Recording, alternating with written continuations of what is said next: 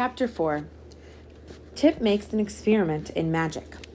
The boy, small and rather delicate in appearance, seemed somewhat embarrassed at being called father by the tall, awkward, pumpkin-headed man, but to deny the relationship would involve another long and tedious explanation. So he changed the subject by asking abruptly, "Are you tired?" "Of course not," replied the other. "But," he continued after a pause, "it is quite certain I shall wear out my wooden joints if I keep on walking." Tip reflected, as they journeyed on, that this was true. He began to regret that he had not constructed the wooden limbs more carefully and substantially. Yet how could he ever have guessed that the man he had made merely to scare old Mombi with he would be brought to life by means of a magical powder contained in an old pepper box? So he ceased to reproach himself, and began to think how he might yet remedy the deficiencies of Jack's weak joints. While thus engaged, they came to the edge of a wood, and the boy sat down to rest upon an old sawhorse that some woodcutter had left there. "Why don't you sit down?" he asked the Pumpkinhead. "Won't it strain my joints?" inquired the other. "Of course not. I'll rest them," declared the boy. So Jack tried to sit down, but as soon as he bent his joints farther than usual, they gave way altogether, and he came clattering to the ground with such a crash that Tip feared he was entirely ruined.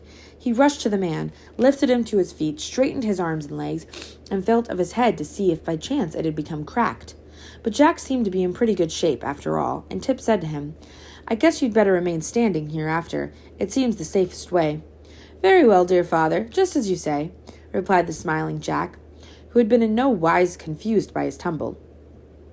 Tip sat down again. Presently the Pumpkinhead asked, "What is that thing you are sitting on?" "Oh, this is a horse," replied the boy carelessly. "What is a horse?" demanded Jack. "A horse? Why, there are two kinds of horses," returned Tip, slightly puzzled how to explain. "One kind of horse is alive, and has 4 legs, and a head, and a tail, and people ride upon its back." "I understand," said Jack cheerfully. "That's the kind of horse you are now sitting on." "No, it isn't," answered Tip promptly. "Why not?" "That one has 4 legs, and a head, and a tail."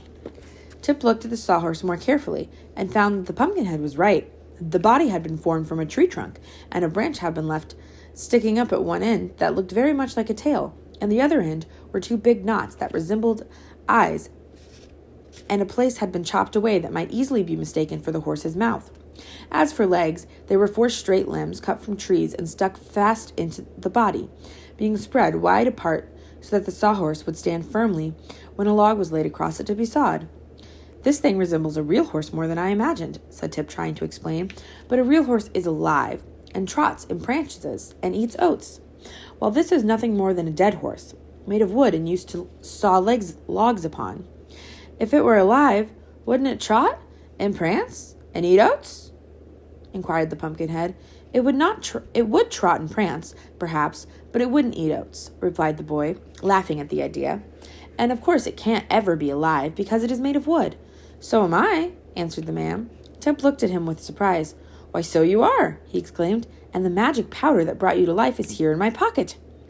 He brought up the pepper box and eyed it curiously. "I wonder," said he musingly, "if it would bring the sawhorse to life." "If it would," returned Jack calmly, for nothing seemed to surprise him, "I could ride on its back, and that would save my joints from wearing out." "I'll try it," cried the boy, jumping up, "but I wonder if I can remember the words old Mombi said, and the way she held her hands up." He thought it over for a minute, and as he watched carefully from the hedge every motion of the old witch, and listened to her words, he believed he could repeat exactly what she had said and done. So he began by sprinkling some of the magic powder of life from the pepper box upon the body of the sawhorse. Then he lifted his left hand with the little finger pointing upward and said, "Weog!" "What does that mean, dear father?" asked Jack curiously. "I don't know," answered Tip. Then he lifted his right hand with the thumb pointing upward and said, "Teog!" "What's that, dear father?" inquired Jack. "It means you must keep quiet," replied the boy, provoked at being interrupted at so important a moment. "How fast am I learning?" remarked the Pumpkinhead with his eternal smile. Tip now lifted both hands above his head with all the fingers and thumbs spread out and cried in a loud voice, "Peog!" Immediately the sawhorse moved, stretched its legs, yawned with its chopped-out mouth, and shook a few grains of the powder off its back. The rest of the powder seemed to have vanished into the body of the horse. "Good!" called Jack, while the boy looked on in astonishment. "You are a very clever sorcerer, dear father."